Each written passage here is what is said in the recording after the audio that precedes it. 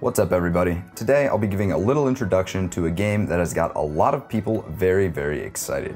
It's called Re-Legend, a co-op monster raising RPG, and is shaping up to look like a combination of some of the most popular games out there. It combines the farming and life sim RPG mechanics of Stardew Valley, the monster capturing, training, and evolving mechanics of Pokemon, and the deep action RPG combat mechanics of games like Bastion. Oh, and did I mention it's also going to be multiplayer, meaning you can farm, fight, and explore with up to 3 of your friends? Yeah, it's got some serious potential, and in this video I'll be taking an in-depth look at everything we know about this ambitious little game so far. There's a lot going on in this game, and for that reason I've split this video into 3 different sections. The first section will be talking about the Magnus, which are the creatures that you have to tame in this game.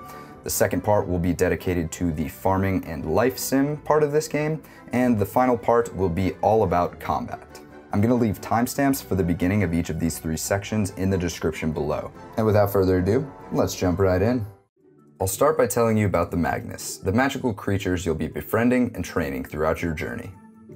There are many different types of Magnus, and every single one of them that you encounter in the wild will be tameable, just like in Pokemon. It's unknown how many will appear in the finished game, but as you can see by the plethora of concept art already available, there's quite a few, with more being shown every Friday.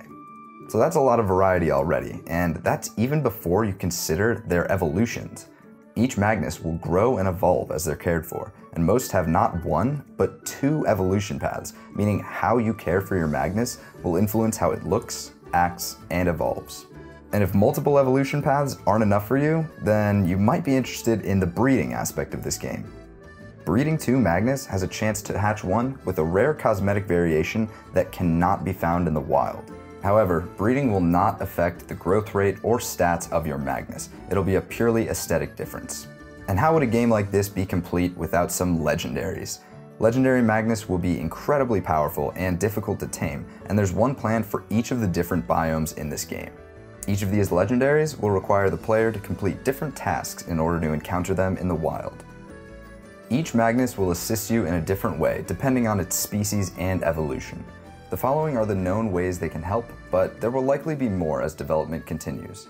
Right now they can assist with farming, which includes plowing land, planting, watering, and harvesting, logging, and presumably mining too, but that hasn't been confirmed. Fishing, goods production, which includes food, crafting materials, and valuables, mounts, combat, farm improvements, which means better crops and higher yield, as well as wingman and wingwomen, which will improve relationships with bachelors and bachelorettes.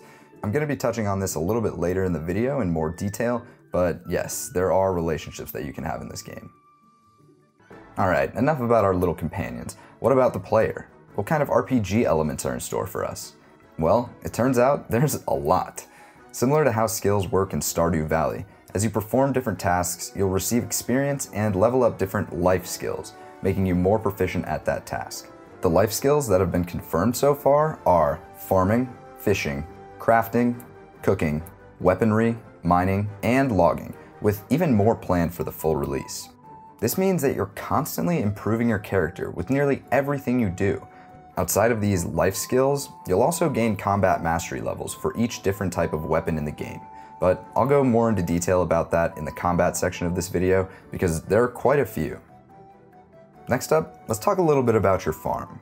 As you expect, a decent amount of time in this game will be dedicated to planting, growing, and harvesting crops on your farm. There are going to be a lot of different crops that you can grow. Some of them will have seasonal requirements, meaning that you can only plant them at a certain time of year, which confirms inadvertently that there is going to be some variation in the seasons, as well as a day-night cycle. So pretty similar to your average farming simulator game. However, there are some pretty cool things that this game has that I haven't seen in anything else. One of those things is fish breeding. So in other games, you have to catch fish and then either immediately sell them or use them for food. However, in this game, you can let them swim around in the pond that's in the back of your farm, and they can breed and you can make more money off of them.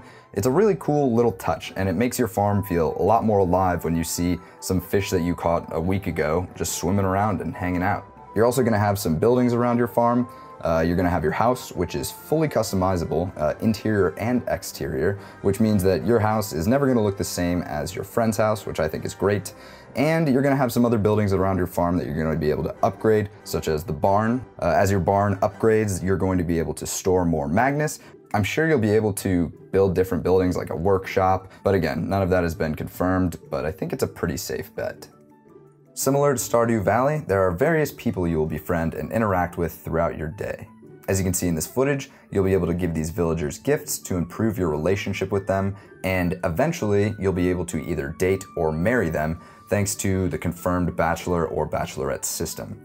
Another really cool feature that will be implemented thanks to a Kickstarter stretch goal is the player shop, a shop that is completely run by the player.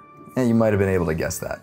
The details as to how this will work are somewhat vague, but it has been confirmed that you will be able to sell valuable items for significantly more than if you were to sell them normally. On the screen right now, you can check out some of the concept art for this player shop, and I'm willing to bet that based on the other customization and upgrades you'll be able to do throughout this game, that you'll probably be able to customize and possibly upgrade this player shop as well. But that's just my assumption. And finally, I saved the best for last. Let's talk a little bit about combat. The combat in Re-Legend is that of a third-person RPG and will allow players to choose from a wide variety of weapon types, each with their own unique fighting style and armor set. Each weapon's skill will level up independently of one another, and new abilities and combos will unlock as you progress. I'm pretty sure that there will be 8 different types of weapons included in the final game, but again, it's kind of subject to change as development goes on. The ones we know about so far are as follows.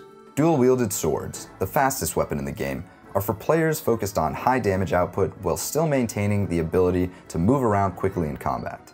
However, due to its mobility, the dual-wield armor is quite weak, so dodging enemy attacks is key. Knuckles, which are magic-infused fist weapons with a similar combat style to the dual-wield swords. Every strike will launch magical punches in front of you, so it has a really high offensive power. The magic punches can also extend your attack range, and that in return will allow you to cover a bigger attacking area. Next up is the Great Sword and Great Shield. Now these are 2 separate classes, but they're pretty similar in style as they both make the character pretty slow but very powerful. The Great Sword is obviously more focused on offensive capabilities, which will allow you to output crazy amounts of damage. However, it's pretty difficult to hit with because of your slow movement speed and slow attack speed. The Great Shield, on the other hand, is more focused on defense. However, it still has some offensive capabilities as well.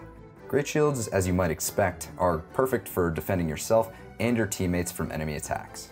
Next up are bows, which are pretty typical. They allow for high damage output from afar, yet the armor that they have is pretty limited, which means if your enemies do close the gap, you're gonna be in a little bit of trouble.